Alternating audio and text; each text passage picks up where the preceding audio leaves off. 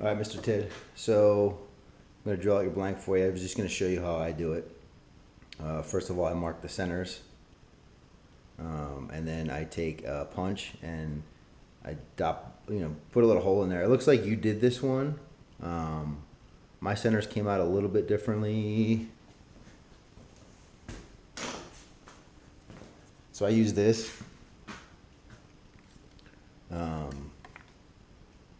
Not a lot different.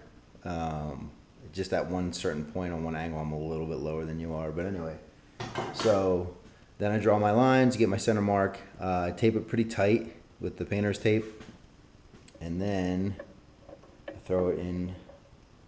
Come on, I chuck with the pen jaws.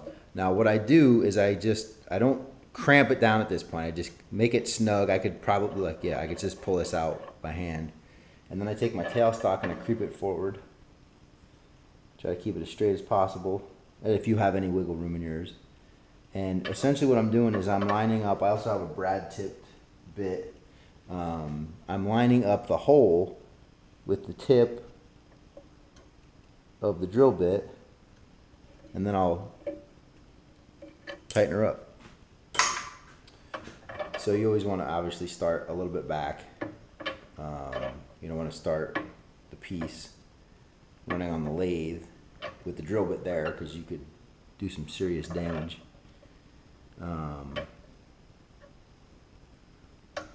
So two things. I'm leaving the dust collector off just so you can hear. I'm going to go at the lowest speed that this lathe will allow me. And the other thing I'm going to do is I'm going to feather the quill with the adjustment knob. And what I mean by that is if I go like that, there's no tension. I just go all the way through. And what that does is there's a little bit of wobble there. So what I do is if that's tight, I drop it maybe a quarter of an inch. It's gonna have a little bit of tension. It's not gonna necessarily scrape into the metal, but I'll have a little bit of tension so that wiggle goes away. And then I just go slowly. So slow lathe, slow drill.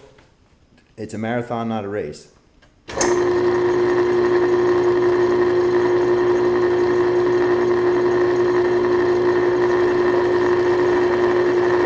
Feel for any odd vibrations, especially going through, especially with aluminum, because as you've seen, one little catch will blow that thing apart.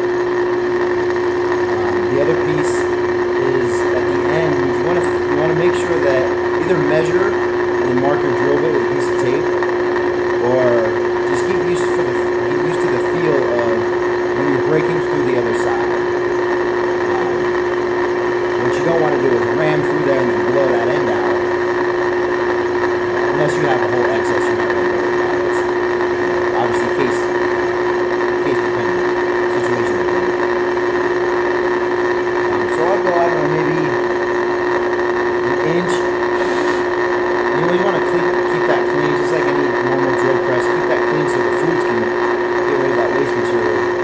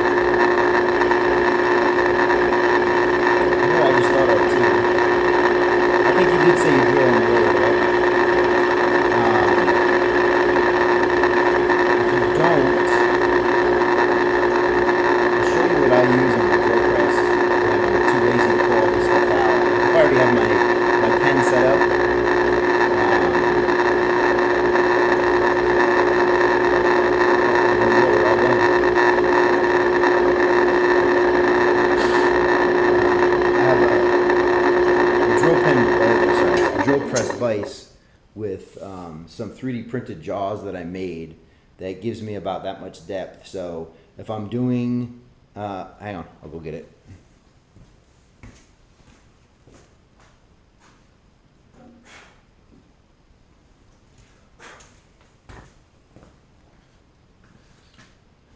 So there she is, the 3D printed centering jaw. So the good part is I can start low like that when I clamp it in, so it's almost flush with the top, right? That way there's no movement there. As I kind of pull back the drill bit to get all the junk out of the flutes, I can move it up so that the next part I drill is secured by the thing, by the jaws, right? Go down, pull it up to clear the flute, bring this up again, so then the part that I'm drilling into is stationary between the centering pieces. Way less likely to blow out at that point. And let's see what we got. If you don't have pen jaws for your chuck, I highly recommend them.